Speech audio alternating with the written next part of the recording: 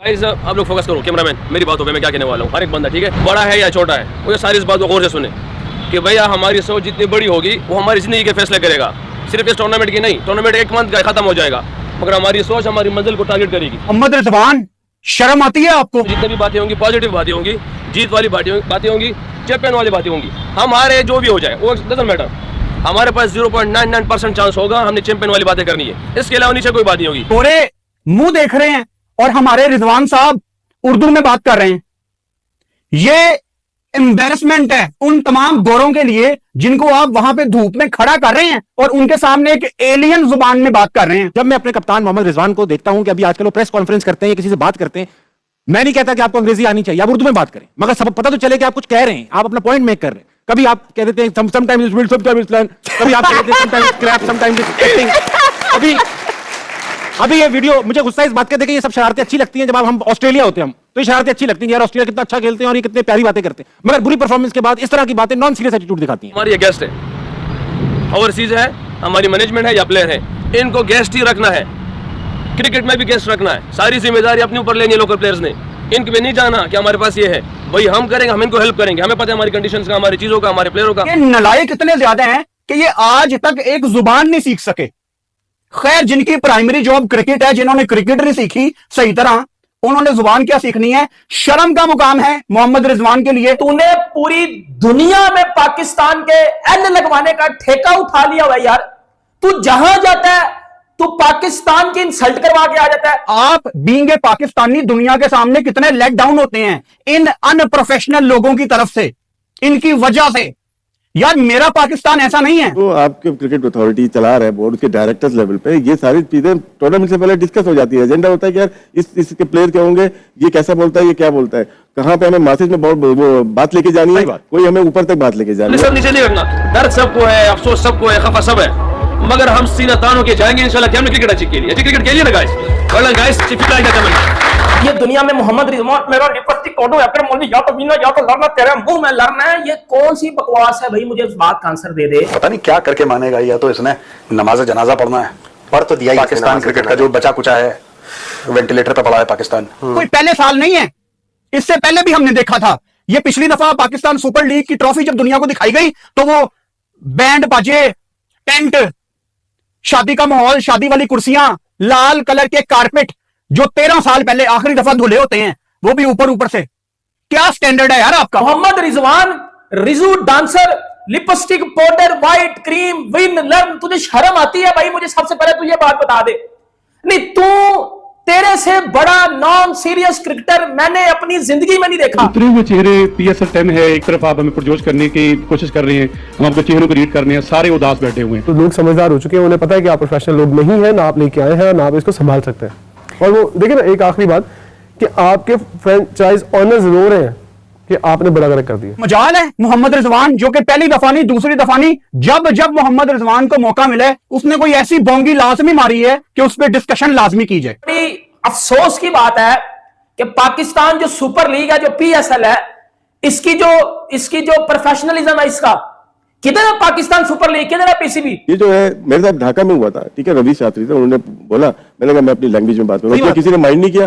और मैंने अपना मैसेज ढाका से लेकर कराची तक पहुंचा दिया ना। पहुंचाना क्या था, उर्दू में पहुंचाना था, लोग समझ जाए। बस यही है कि आपका भी मौक़िफ़ यही है कि जो भी बात आप करें वो समझ में आ जानी चाहिए। जो PSL का रंडी रोनर होते हैं ना, क्या PSL में प्रोफेशनलिज्म नहीं है, PSL में ये नहीं है, मुझे पता है PSL घटिया तरीन लीग है, मैं भी पाकिस्तानी हाश रियलिटी का मुझे भी पता है। तो पाकिस्तान सुपर लीग की कोई औकात नहीं है। अगर आपके पास इस चीज का इल्म था कि हमारे चेहरे गिरे हुए हैं, तो हमारी मीडिया को अच्छी तरह पता है, ठीक है, कि क्या हो रहा है क्या नहीं हो रहा। ये 2 मेगापिक्सल का कैमरा यार 2, 3 या 4 या 5,000 रुपए में आपको प्रोफेशनल बंदा मिल जाता है तस्वीरें खींचने वाला। नहीं दोस्तों, तो दोस्तों मोहम्मद रिजवान की इंग्लिश तो पहले से ही बदनाम थी, वहीं जिस तरीके से सभी विदेशी खिलाड़ी मौजूद थे और वहां पर उर्दू में उनसे कम्युनिकेट कर रहा था, जिसको लेकर पाकिस्तानी मीडिया काफी ज्यादा मोहम्मद रिजवान को ट्रोल कर रही है। तो चलिए वीडियो देखते हैं और वीडियो को लाइक शेयर सब्सक्राइब जरूर कीजिएगा। नेपाल में भी लीग होती है, वो भी बड़े प्रोफेशनल हैं। ये कर क्या रहे हैं हम लोग? मुझे कल भी बड़ा गुस्सा आया था रिजवान के ऊपर, जो ये खड़ा होकर उर्दू में बात कर रहा था गोरों के सामने। अब यहां पे ना वो फैक्टर आ जाएगा कि उर्दू कौमी जुबान है। ओ भाई, उर्दू कौमी जुबान है, मैंने 4th क्लास में पढ़ा था कि English is an international language.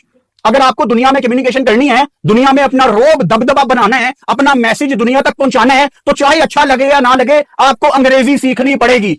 और ये जो 11, 12, 15 खिलाड़ी पाकिस्तान को रिप्रेजेंट करते हैं ना, विद ऑल ड्यू रिस्पेक्ट, ये नालायक हैं कि ये आज तक ठीक तरह अंग्रेजी नहीं सीख सके। इनको सीखनी चाहिए, कोई वजह नहीं है ना सीखने की यार।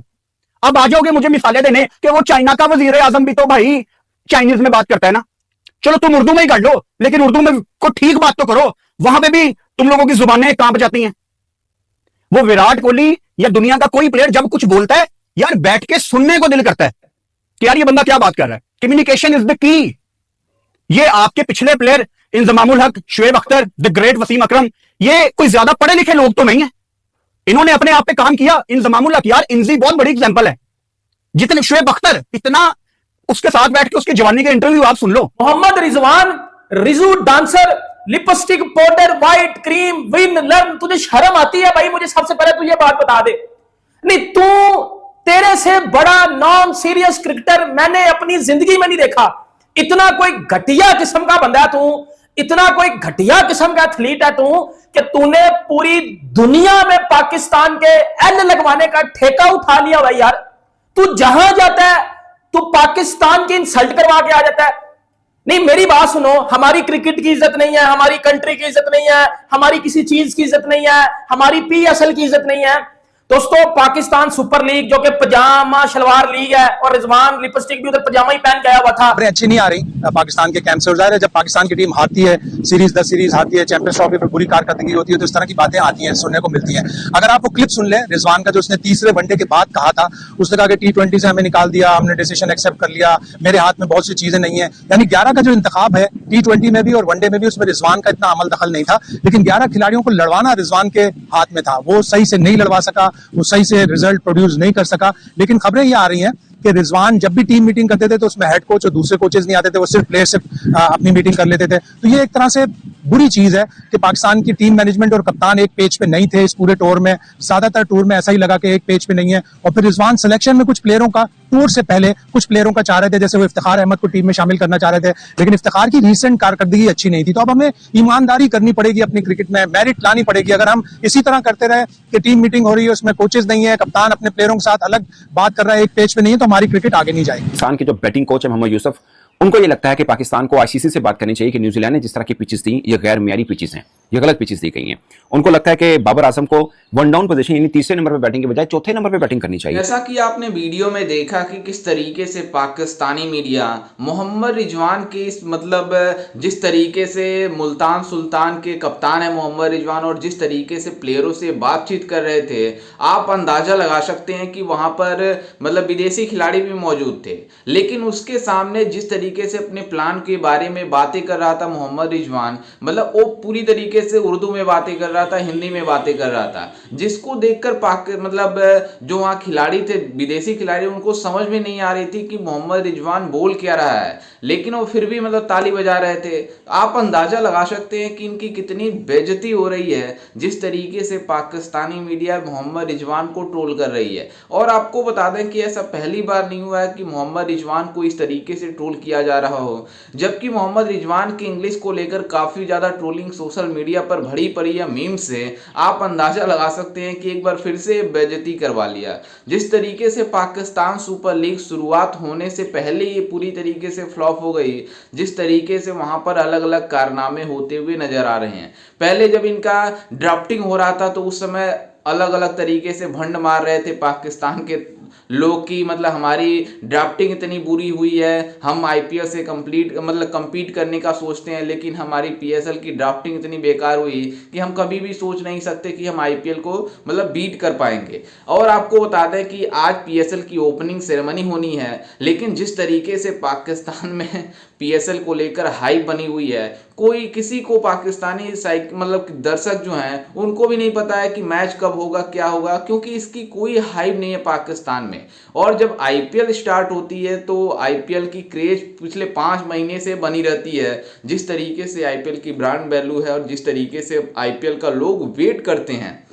लेकिन पाकिस्तान सुपर लीग इस समय इतनी बुरी कंडीशन में फंसा हुआ है, एक तो इनके विंडो इतनी खराब मिली है कि आईपीएल के साथ एक क्लैश करा दिए और आईपीएल के बीच में कोई टूर्नामेंट हो।